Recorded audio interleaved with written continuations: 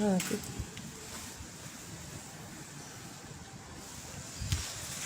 Pagod.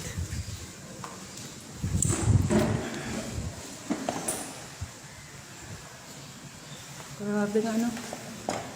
Ayan, tapos na akong maglinis. Nakapaglinis na rin ang pansyon. 17, 18, 19, 20, 7 years na po. Ayan. Death anniversary po ng aking mother. So, dito po ako ngayon sa pansyon namin. So, ayan. Nasa na po kayo? Ang balita po dyan. Pawis. Makapaglinis na ako. Diyos ko, marimar eh. Masaya akong makapaglinis dito po sa pansyon.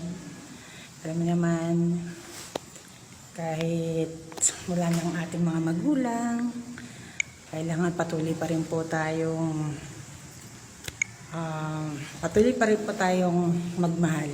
Patuloy pa rin po nating mahalin po ang ating mga mayapa pong mga magulang, kapamilya.